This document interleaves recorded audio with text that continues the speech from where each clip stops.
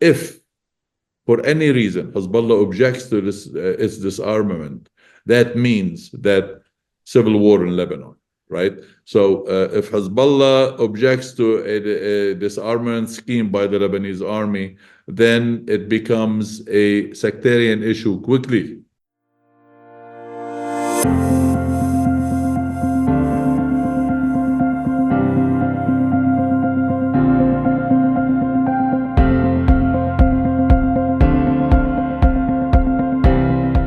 Hello and welcome to The Focus. I'm Dr. John Bruni.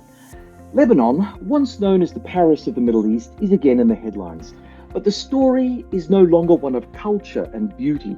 It's a story of persistent economic ruin, entrenched militias, regional proxy conflict, and institutional rot. Today we ask, with a new president, former Army Chief Joseph Aoun, is Lebanon finally on the path to recovery? Or are we just witnessing another chapter in the slow unraveling of the Lebanese state? To help us explore this, I'm joined by longtime friend and colleague, Dr. Imad K. Harb, a leading voice on Middle East politics and director of research at the Arab Center in Washington, D.C. Let's dive in. Imad, welcome to The Focus. Thank you. Thank you very much. I'm glad to be here. Imad, President Aoun's rise was hailed as a chance for military-minded pragmatism, but Lebanon's core problems, corruption, sectarian gridlock, economic collapse, remain stubbornly in place. Is the presidency already facing structural failure before it gets off the ground? Well, it's a long story. It's actually a long story. The President Aoun inherited a presidential vacuum. 26 months of a presidential vacuum basically paralyzed the state. The state was paralyzed when President Aoun came into office. The country was run by a caretaker government that could not really do very much because of the pull and the push and the pull of political forces in the country, and also at the same time, don't forget that President Aoun took over after more than 15 months of a war between Hezbollah and Israel that really destroyed a whole lot of Lebanese towns and Lebanese villages, especially in the south. So when he came in, everybody hoped that this is a good guy. He is respected by the Americans, liked by the Americans, by the Arab states. Saudi Arabia specifically, Egypt. He had a lot of good credentials. The man is a good man.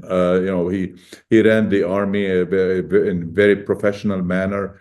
He was very, very well liked by soldiers. He's a clean guy. Compared to Lebanese politicians, he's definitely a very clean person. And a person like that is needed for the country at this present stage.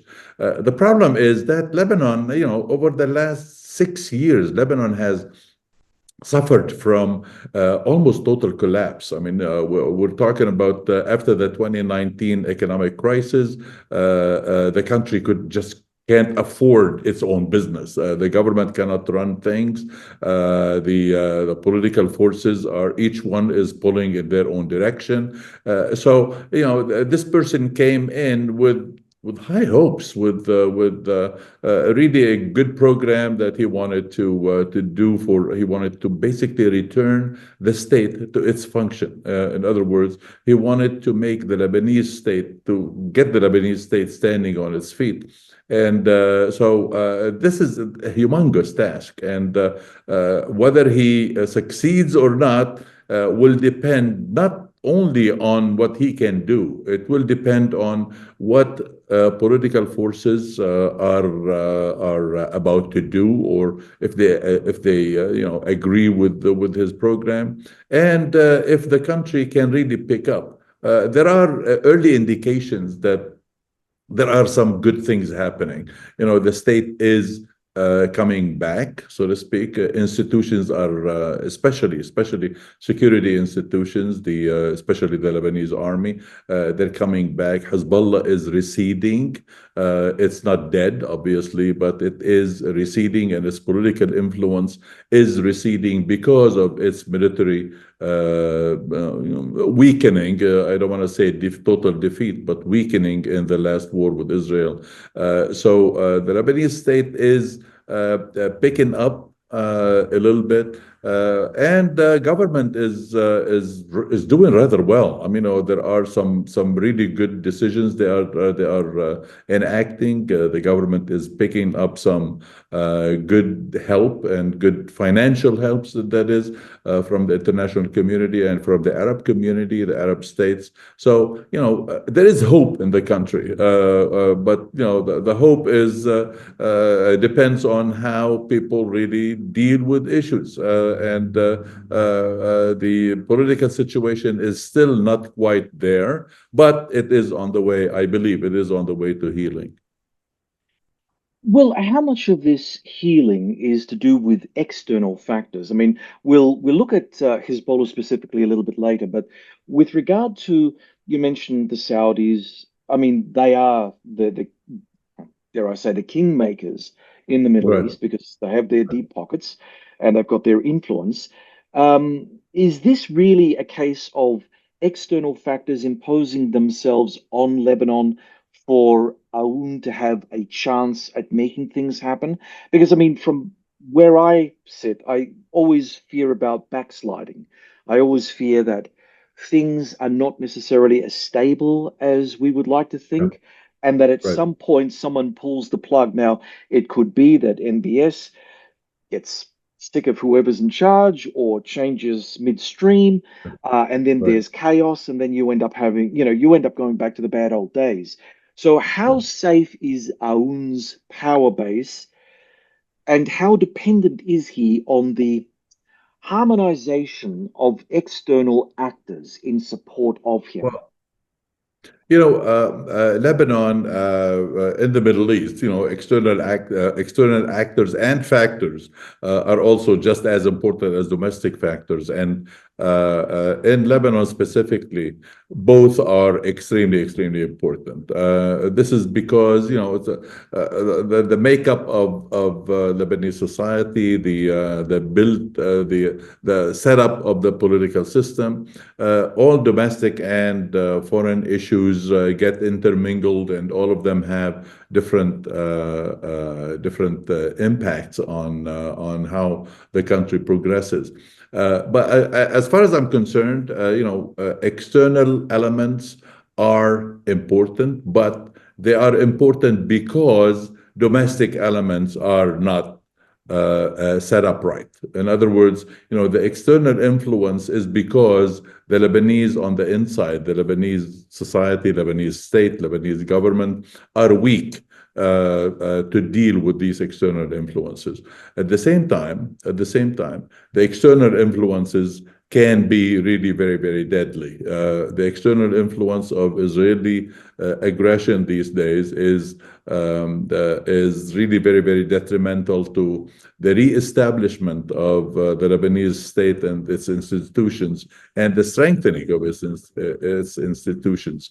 Israel today there are almost daily attacks on Lebanon, although there has been a ceasefire that has been declared back in November 2024 between Hezbollah and Israel. Israel is the only one attacking. Hezbollah has really stopped its military operations.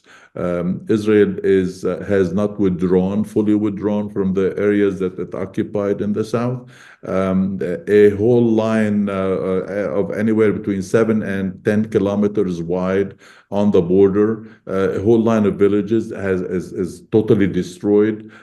Israel did not want any human being basically living in those areas. So that external factor is really important and very impactful. What can ameliorate that, however, is the Arab support, the Arab states support, Saudi, Emirati, Qatari. These states have been so far have been good regarding what's going on in Lebanon. They are preparing to begin helping in reconstruction and rebuilding the country, in helping President Aoun and the government to basically reestablish authority and start a reconstruction project of some sort. We do know. I mean, the United Nations, I believe, just published a report that reconstruction in Lebanon is going to cost some $14 billion. So the Lebanese don't have that kind of money. So somebody is going to be helping, and that somebody are some states, are the Gulf states, obviously. International lending institutions may be providing some things, but I think the bulk will be the Gulf states. Another external factor is the Syrian situation. Yeah. The Syria situation after the collapse of the Bashar al-Assad regime has basically breathed hope in Lebanon. In other words, there have been, the Bashar al-Assad regime had its people in Lebanon, and those people were led by Hezbollah, obviously. So they had a lot of influence over what happens in the country, how the state runs its affairs, all these things. So the collapse of that regime made a big difference in Lebanese politics. Coming together with the weakening of Hezbollah, and coming together with what's going on with Iran, what's going on with Iraq, and the Gaza war, all these things are there is a confluence of influences that have different impacts on Lebanon. So you're right about the external factor. Right now, the external factor may be the one to be dealt with, or maybe the one to President Aoun and Prime Minister Salam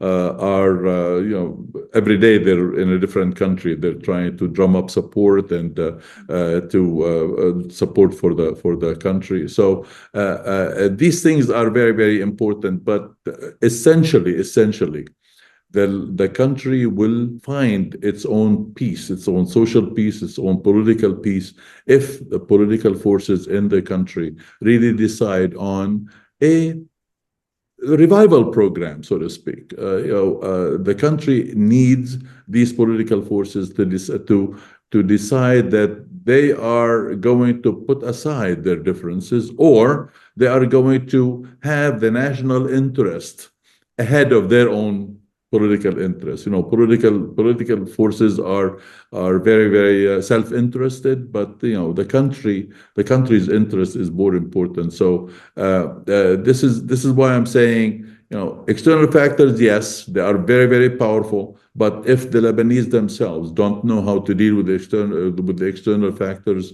nobody will be able to. You raised so much in that. Let me see if I can break a couple of these things down for our audience.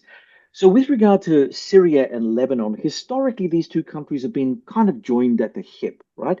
So that there are very tight bonds between both countries. The thing is, of course, both of them have been ravaged. And, Correct. under current conditions, Imad, it doesn't matter what the Saudis bring to the table, the Qataris or anyone else, there's going to be a limit to the aid because, of course, you've got now two broken states that are going to be competing for the lion's share of the aid to rebuild their states. That's correct. So That's correct. if you're a betting man, do you think that you could put Lebanon ahead of Syria at this point in time, in terms of if it was a two-horse race at this point for the biggest share of the international aid necessary to repair one of these two countries, Lebanon looks a little bit better as a bet as opposed to Syria? Very good question. I do not know what the Saudis prefer, to revive Syria or revive Lebanon first. But I think the best option for them is to try to revive both, although gradually at the same time. Syria has been ostracized from the Arab world since 2011, 2012. Yeah. So, the new rulers of Syria obviously still have to prove themselves, so to speak, right? We're talking about Ahmad Shara, who was the leader of a Qaeda faction, for God's Right. sake. So there is a lot of there will be a lot of work to prove themselves, to prove that they are worth the support, right? And Yeah. obviously, Ahmad Shara is smart enough to know that the Arab states are waiting to see what he does with domestic Syrian politics, the issue of minorities in Syria, what happened over the last 2 or 3 months. When minorities were attacked by people who are supposedly loyal to Ahmed Shara himself. So obviously the Saudis have a balance sheet. They're looking at their balance sheet to see if Ahmed Shara does the right thing, right? But they are definitely interested in having him succeed. Yeah. They want him to succeed, but at the risk of but not at the risk of him becoming too extreme, or his aides. It's said that a lot of his aides are not even Syrian. They're jihadis from elsewhere, and they really want to establish an Islamist state and all that stuff. So I think it behooves him to take it easy, so to speak, on the issue of Islamism and what he does with Syrian society. The Saudis are looking for, and the Emiratis, by the way, are looking for a good leader of Syria for Syria, and they are willing to help. Now, I don't specifically know what the number is, but reconstructing Syria is going to require hundreds of billions of dollars, Oh right? yeah. Yep. After so long, after what, 13, 14 years of civil war. So obviously the Saudis or all the Khalijis, all the Gulf states are not going to be putting up all that money. Obviously there will be an international consortium of sorts that will put together, some monies or things of that nature. So to start picking up, the Syrians are able to pick up their own country, to fix their own country, but they will need some assistance. Obviously, lifting economic sanctions by the United States off of Syria and international sanctions is definitely a very, very important point to make here. Whether the Saudis like Lebanon. I mean, Saudi Arabia has always liked Lebanon. They have always made sure that, they offered assistance whenever assistance was needed. But it's no longer free money. Yeah. It's the money will come if the Saudis find that the atmosphere is good, if the government is doing the right thing. The Saudis have listened, are listening now to the IMF and the World Bank and all the international lending institutions that are saying that the Lebanese government has now, not has yesterday actually, not tomorrow, to institute the reforms that are needed, the economic reforms, financial reforms. They need to get rid of corruption. So the Saudis are also watching that. There is also corruption in Syria as well. But this is why I'm saying that both of these countries are in need of assistance. I don't think that the Gulfies are going to neglect one over the other. They're going to help as much as possible, but it goes back to the people of these two countries. Whether the Lebanese or the Syrians are going to be helping their own country is the question. But then there's the other question as well. In days gone by, not too long ago, mind you, the US was often at the center of donating aid to countries. Right. Now, that could be for humanitarian reasons, or it could be after a civil war, or it could be after a war. They were always there on the ground, providing whatever assistance they could to help stabilize the situation. And, even if the Saudis were to take the lead to get the initial influx of cash into Lebanon and Syria, it is historically odd that the United States is nowhere to be seen here, because I would imagine that the Trump administration has no abiding interest in getting themselves involved in Middle Eastern matters.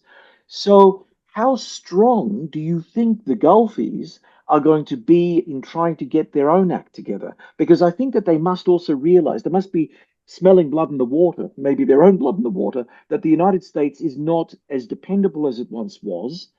It will not play a role as a moderator or a key driver for aid and assistance and reconstruction as it once did.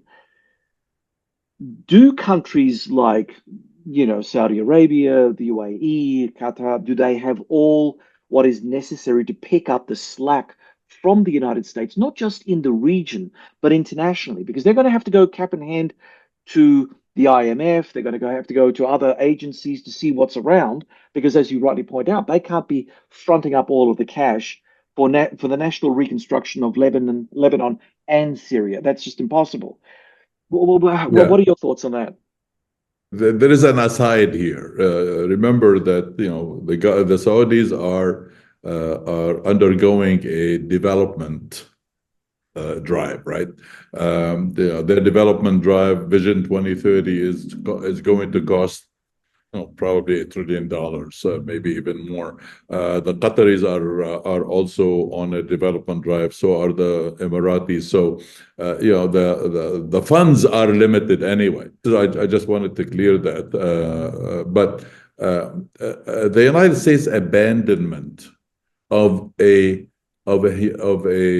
international assistance program is to me it's shameful, and it's you're shooting yourself in the foot. I mean, the United States is not doing the right thing, obviously, by shutting down aid to Lebanon or Palestine or Syria or anywhere. On the other hand, the United States was not really putting billions and billions of dollars in aid to Syria or Lebanon or any other place anyway, right? American assistance was to the governments of the region, obviously. A lot of it is military assistance. The United States has has contributed about $2 billion to the Lebanese army since 2006. But as far as funds are concerned, it's not really a huge amount of money. But the example that the United States can give to the international community, to the international lending institution, is a very, very important example. And this is what I'm lamenting now. The United States, although it didn't really provide billions and billions of dollars of economic assistance all the time, it at least was a conduit for such aid for the countries that could assist. So the Gulf states are not going to be picking up the slack, so to speak, of the American aid. The Gulf states recognize that they have a responsibility towards their fellow Arabs. And Saudi Arabia, Qatar, the UAE, Kuwait have always been at the forefront of assisting Arab countries, right? They provide aid, humanitarian assistance, economic assistance, all kinds of things. Now the circumstances are a bit different. The circumstances are that they themselves don't really have a whole lot of cash lying around. And the United States is not necessarily is not providing any assistance anyway. So what I'm driving at is that the issue of helping Lebanon or Syria in in recovery, so to speak, rebuilding, reconstruction, all this is not going to be a quick thing. It's going to take a long time. This is why it's important for these two countries to really establish good governance tools they should know how to use whatever money that is made available to them. They should know how to run their affairs. They should know how to get rid of corruption. It's very, very important right now for them, for these two countries, to really establish for themselves mechanisms, official mechanisms, institutional mechanisms that will assist them in funneling the whatever assistance money that comes in into the right project. By the way, the Lebanese are rather good at picking up at using investments, and the Gulf states could just send money, and not necessarily as grants or aid or anything, as just investment money, and that will help tremendously. Syria is destroyed. The Syrian cities are whole Syrian cities have been leveled. So the Saudis or the Qataris or the Emiratis are not going to come and say, well, okay, we're going to build this building, rebuild this building, but not that building. They're going to provide some monies for these two countries to try to institute some reconstruction. So these two countries have the responsibility to know how to use that money. Otherwise, it's going to be wasted. So the money's more like a primer. It's not like, here's a box full of cash, go your hardest. No. To tell you the truth, I honestly do not see Saudi Arabia or Qatar or the UAE now just simply send money. Like, in the Lebanese case, I mean, there have been many instances where conferences, Paris 1, Paris 2, Paris 3, during the 90s and the early 2000s, where, governments donated money for the Lebanese to do projects, to do this and that. And that money disappeared, right? So I don't think that the Gulf states are going to be simply doling out money. Okay, here, take the $5 billion, go do whatever you want to do with it. No, I think they are going to have their finger on what gets spent and how it's spent and all that stuff. So, for the lack of a different word, they have wisened up to the issue of what they donate, how they donate, and how they help. Imad, there's been a lot of talk about the so-called Leviathan oil and gas field in the Eastern Mediterranean, which the Israelis have been coveting, and I think that they probably they're the only country in the Eastern Mediterranean with a functional navy and the technology to enforce maritime law over that area. But of course, Lebanon and Syria are also on the coastline and would probably also view the Leviathan oil and gas field as part of their economic reconstruction efforts as well. Right. Whatever they can get from these particular fossil fuel deposits. Do you know whether or not there is tension brewing between the Israelis, the Syrians, and the Lebanese in terms of their access to the Leviathan fields? And will this cause more complications and more friction with the Israelis, especially under Prime Minister Netanyahu, who, for whatever reason, whether you love him or hate him, he's someone that we can't ignore. Yeah. Well, Leviathan is an Israeli field. Israel controls Leviathan, but the Israelis, Lebanon and Israel, back in 2022, signed a maritime border agreement in which each country claimed certain fields, and there was an agreement to it. And there was a lot of criticism in Lebanon that Israel got more than it was supposed to have, and Lebanon lost some things. But at the same time, don't forget that Lebanon has not yet pulled up any gas or any oil from these from these fields, right? There was a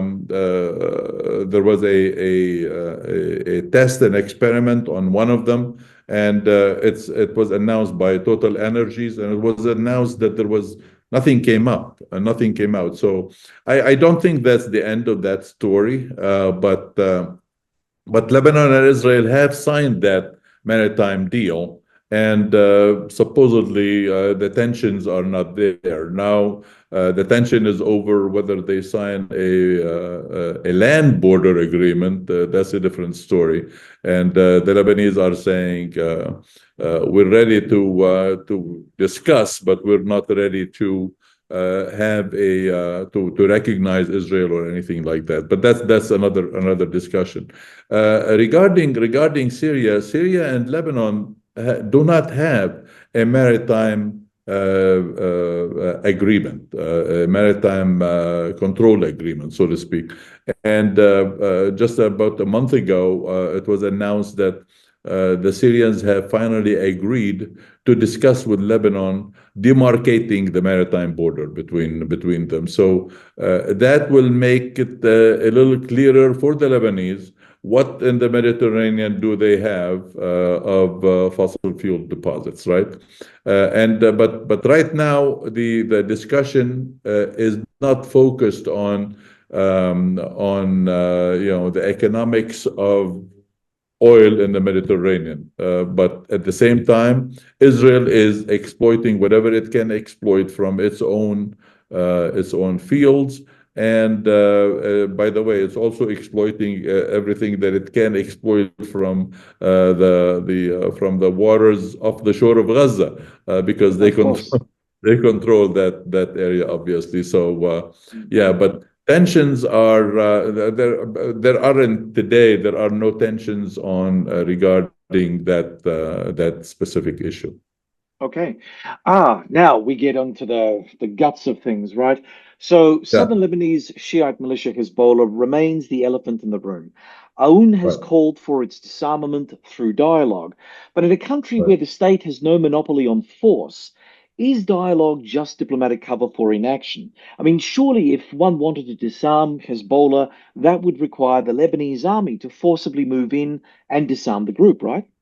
Right. Yeah. Well, surprisingly, Hezbollah has not objected to disarming south of the Litani River. The Litani is a river that is about 25 to 28 kilometers from the Israeli border. So south of the Litani is where Hezbollah is the area where Hezbollah was supposed to withdraw from. And by somewhere in April, the Lebanese army had been able to gather, confiscate, collect about 80% of Hezbollah's weapons in the south. So this is Israel's major demand, is that the south of the Litani area would be just simply demilitarized, totally demilitarized, and Hezbollah would withdraw from there. Now, the Lebanese army has, by and large, deployed in all of the in all of the south of Lebanon. There are no active Hezbollah units there anymore. Israel every day, bombs, some guy on a motorcycle or some guy in a car, because supposedly these are Hezbollah commanders or members of Hezbollah and all that stuff. But the disarmament of Hezbollah south of the Litani is going at pace, and the Lebanese army is doing its job. And the Americans are satisfied with that thing, although the Americans are saying, well, there is still 10 weapons there. You got to really truly empty out everything there. But this process is very, very, very long term, and it takes a long time. For the Lebanese army is not a huge armed force, right? It Sure. can only do so much. But at the same time, Hezbollah has opted to allow the army to confiscate its weapons. Now, that has been fully peaceful. And Aoun has insisted on a diplomatic approach to the weapons of Hezbollah. And so far, it it worked out. Also consider that if for any reason Hezbollah objects to this its disarmament, that means that civil war in Lebanon, right? So if Hezbollah objects to a disarmament scheme by the Lebanese army, then it becomes a sectarian issue quickly. Overnight, it becomes a sectarian issue, and a civil war will come back. So that's Aoun's insistence on a peaceful transfer of Hezbollah weapons to the Lebanese state.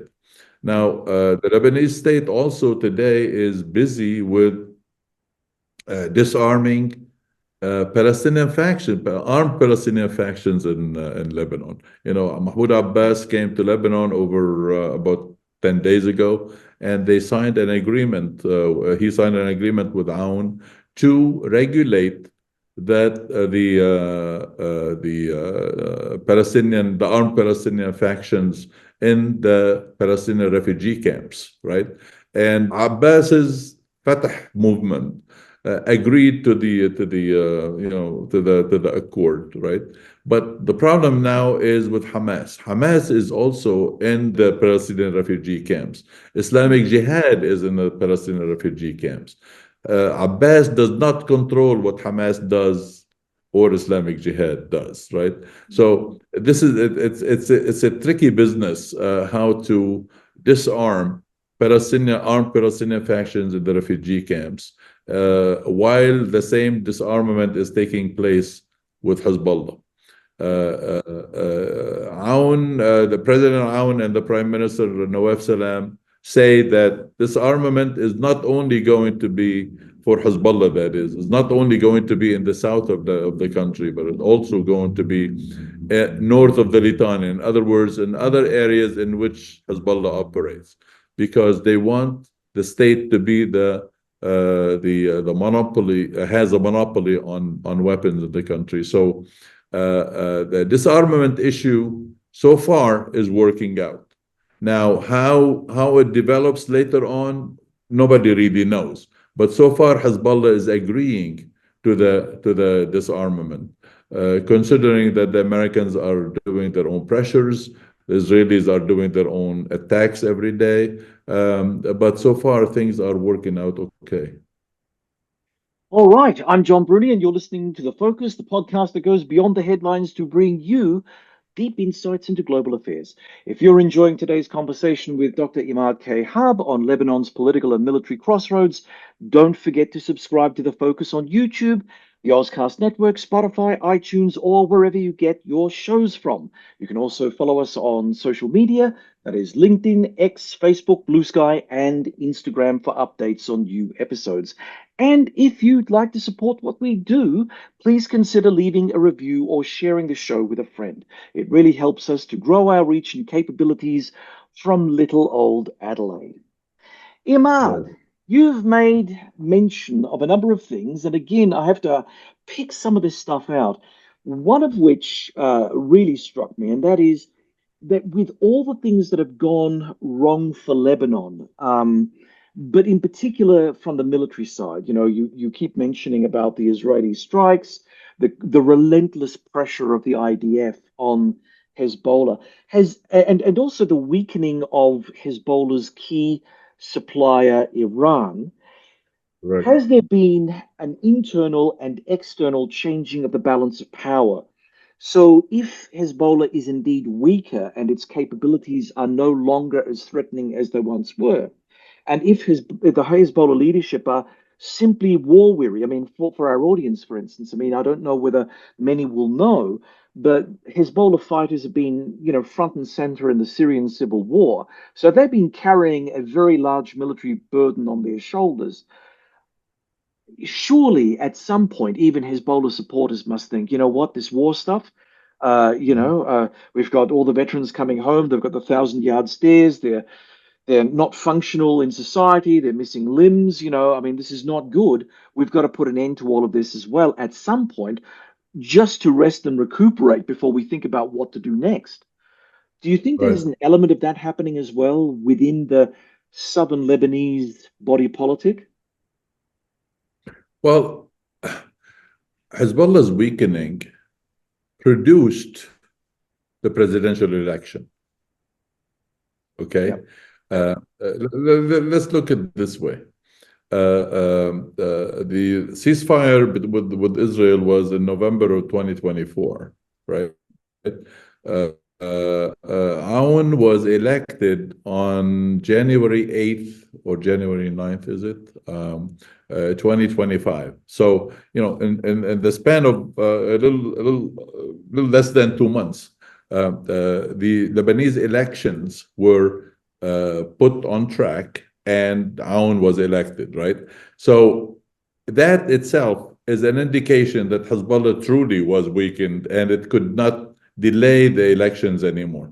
Because Hezbollah delayed the Lebanese elections, the Lebanese presidential elections, because Hezbollah was insisting on having its own person in the presidential palace who would allow it and who would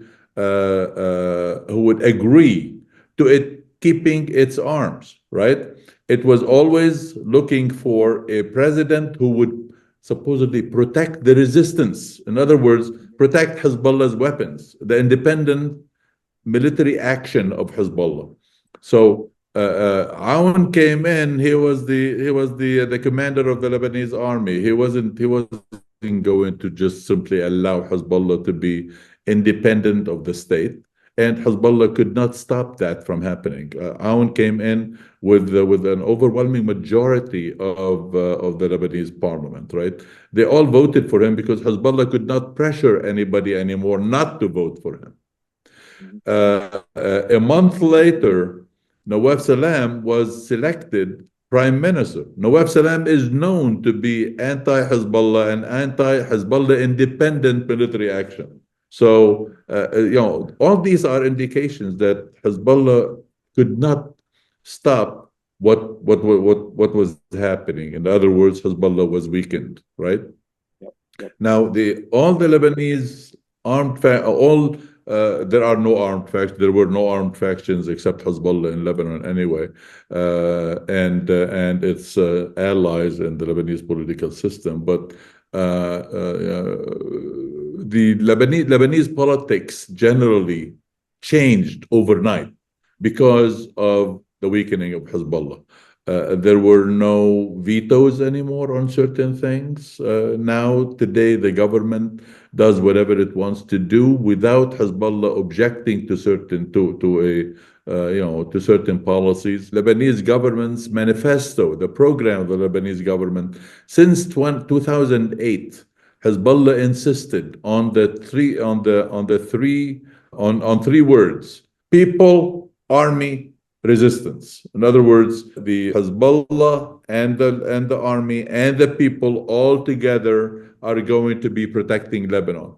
Nawaf Salam, the first thing Nawaf Salam did when he was selected as prime minister, said, no more of that. That's it. Only the Lebanese state is in control of Lebanese territory. So all of these are indications that Hezbollah's influence has weakened, has really shrunk, and the question now is, for how long will Hezbollah be a very powerful, extremely powerful political force within the Shia community? Hezbollah and the Amal movement are the two largest Shia political parties in the country. They control the representation of the Shia community in the Lebanese parliament. Last Sunday or the Sunday before, there were local elections in the south.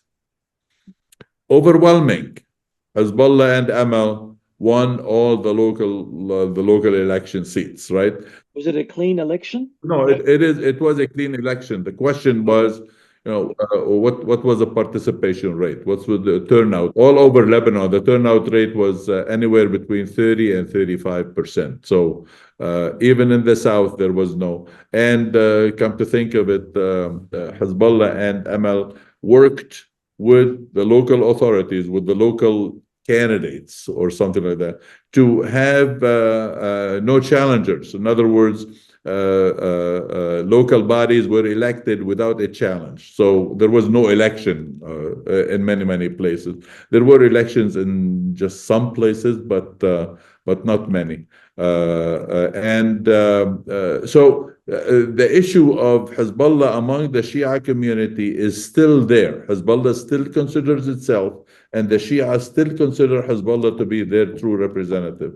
Now, how things change between now and next year, nobody really knows, because next year we have parliamentary elections. So, and Hezbollah is likely to also run in the elections anyway, Hezbollah and Amal. So, the political map in Lebanon has changed, but as far as Hezbollah's representation within the Shia community, it has remained steady. Right, right. So, getting back to the military aspect of Hezbollah, Right.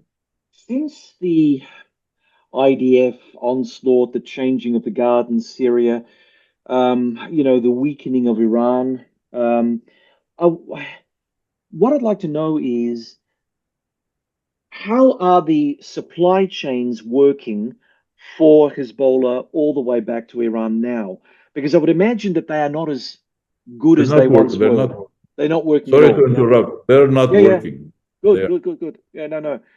No, that's exactly what I wanted to know, because I think that many people kind of think that with Hezbollah being so one-eyed about supporting Iranian strategic efforts, I mean, there Yeah. is, as you know, in the West, this notion that the Iranians are the spider in the middle of the web, and the web has been, you've got the Houthis in Yemen, you've got Hamas, Right. you've got Hezbollah, and Yeah. the Ayatollahs are sitting there tugging on the strings whenever they need to either face off against Israel or American interests in the Middle East.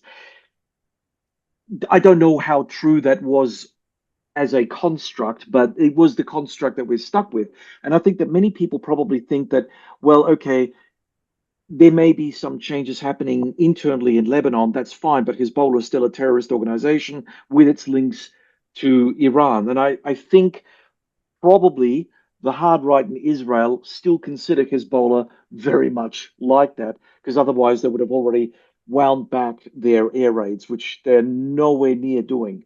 So, yeah, No, Hezbollah is still considered by Israel as Iran's proxy, obviously. yeah, yeah, yeah, yeah. And by the way, I mean, Hezbollah has not dissipated that image. I mean, Hezbollah Why is still enough? has good Yeah. relations. Yeah, Hezbollah still has good relations with Iran, but Mm, Hezbollah is not Iran. That's the thing. mm, Hezbollah mm, has its own constituency. Hezbollah mm, has its own affairs in Lebanese politics.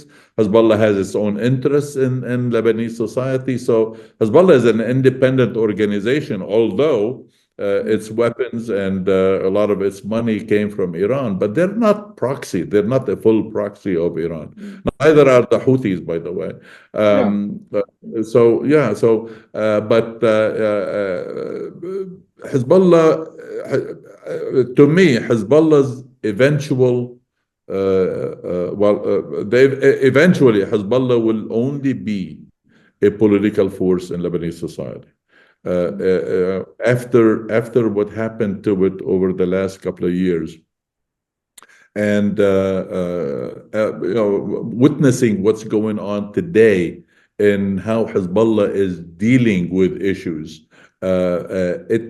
To me, it is gradually but surely turning itself into a political force only, mm, because the Lebanese state and President Aoun and the executive branch in Lebanon is set on reviving the Lebanese state and its institutions. That revival will only allow for political forces to act in Lebanese political society, right? mm, So, mm, as far as Hezbollah's arms, whether it remains as a part of the axis, the so-called axis of resistance. I really doubt that is going to continue for a long time. I think eventually Hezbollah will turn itself into only a political force representing the Shia community, and that will be that. Okay, Imad. Now, you made mention earlier, and I'd like to get your clarifications on this. You made mention earlier about the unconstituted Palestinian refugee camps within Lebanon. How many Palestinians are currently in refugee camps in Lebanon? Good question. I can tell you the figures. The Lebanese government considers Palestinians in Lebanon to number about 170,000. This is according to some sort of an unofficial census that was conducted. UNRWA, the United Nations Relief and Works Agency that deals with Palestinian refugees, believes there are 270,000 who benefit from its services. 270,000 Palestinians in refugee camps who benefit from its services. Mhm. On the other hand, UNRWA says that there are 410,000 or something like that registered with UNRWA as refugees in Lebanon, right? But not all of them receive UNRWA assistance, right? So the number varies according to who is counting and for whatever purposes they're doing that. But the Lebanese government is not responsible for the Palestinian refugees in the country. The Palestinian refugees in the country who live in refugee camps are self-governing. Their security is provided by factions, by Palestinian factions. This is something that the Lebanese government is trying to change now by disarming Palestinian factions. How that goes, it's an ongoing process. I hope that it works out well and it will be peaceful. But Palestinians are self-governing. The Palestinian refugee camps regarding their social situation in Lebanon, Palestinians are not allowed to hold professions in Lebanon. Palestinians are only allowed to do certain things, and they are prohibited from becoming doctors, from serving as doctors, as engineers, as the high-end kind of jobs. Manual laborers, maybe, and the Lebanese government restricts their economic activity. By the way, Hamas has recently said, Hamas representatives have recently said that regarding the disarmament of Palestinian factions in Lebanon, they have demanded that we asked the Lebanese government to look into changing the status of Palestinian refugees in the country. In other words, allowing them, changing their economic and social status in exchange, probably in exchange for disarming them. And again, sticking on the refugee side of things, how many Syrians have entered the country since 2011? And are they also in that sort of semi-permanent category of just sitting in refugee camps, being administered by international agencies, and not knowing where they are structured in a new Lebanon? There are, according to those who are registered with the United Nations Refugee Agency, anyway, UNHCR. somewhere around 850, 900,000. But unofficial figures put Syrians in Lebanon at 1.5 million. Not very many of them returned after the collapse of the battle of Bashar al-Assad regime, because for obvious reasons. I mean, the country is destroyed. There is nowhere to return to. They don't have homes there. Services are lacking. There is no water, no electricity. It's not livable conditions. But they, on the other hand, they provide the sustenance of Lebanese agriculture and Lebanese construction businesses, but their camps are concentrated in the eastern part of the country, close to Syria. What's called Syrian refugee camps are in the east. Okay. Now, Imad, I so thank you for being with us for this period of time. I have one final question, and that is, what's France going to do about everything? I mean, Lebanon, Syria, that was all part of Francophone colonial possession at some Yeah. point, and Macron likes to talk the talk, but he's a bit of a taco himself. He always seems to chicken out because every time pressure is applied to the French, they say, "But Monsieur, I cannot do this, I cannot do that." It's like, oh, for God's sakes! Then don't say Yeah. anything at all. That would be a good idea. That'd be a good start. So we don't have any expectations destroyed as a consequence of France promising and not delivering. But where do the Lebanese, especially, see France and the French role in any reconstruction effort moving forward? There is a role that France is playing both in Lebanon and in Syria. The French are France is among the first states to be concerned about what's going on in Lebanon and in Syria. France is working on trying to get things going for Syria. I mean, Ahmed Shara just visited Paris and he came back with a lot of good wishes. And Macron is very, very, gun ho on helping Syria return to normalcy. Same thing with Lebanon. France is very, very interested in what takes place here, and they have actually played a very, very good role in trying to make Lebanese political factions agree with each other on very important issues. The Lebanese will always rely on France. Now, how much France can provide in the way of economic assistance and in the way of reconstruction assistance, that's a different story. France is not is not sitting on a huge wealth fund, but they'll do what they can. I believe they will do what they can. Macron is sincere about this, really. Okay, Imad, thank you for joining us and for sharing your insights on the focus. Thank you. Thank you for having me. I appreciate it very much. I enjoyed it. Thank Thank you. you. Good luck to you. Thank you. Thank you for All joining right. me, John Bruni, for today's episode with Imad Harb. Check out the links in our show notes to learn more about Imad and to connect with him on social media. Now, on to questions for the audience. Lebanon came out as a failed state, and it looked like it wasn't going very far, very fast. But now things seem to be turning around. Do you think that what we're seeing in Lebanon is a country that has turned the corner, or is there the very real prospect of some form of backsliding? Can Hezbollah's arms be negotiated away through dialogue alone? Or is this just wishful thinking? I think that after speaking to Imad, I'm probably a little bit more optimistic about that too. Is it time to rethink the Lebanese system entirely? I mean, when we talk about reform, we also have to talk about the sectarian power sharing structure.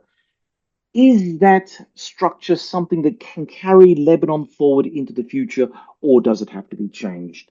Let us know in the comment section below. If you enjoyed this podcast, please subscribe to our YouTube channel. It's a free way to support us. You can also subscribe to the podcast on the Auscast Network, iTunes, and Spotify, where we'd appreciate your 5-star reviews. Do you have comments or questions about the podcast? Post them in the comments section on YouTube, and I'll do my best to respond to as many as I can. My thanks as ever to the producer of The Focus, Neil Smart. Please stay connected with us on social media. Follow me on X at BruniDoctor and follow The Focus on X at TheFocus_Sage.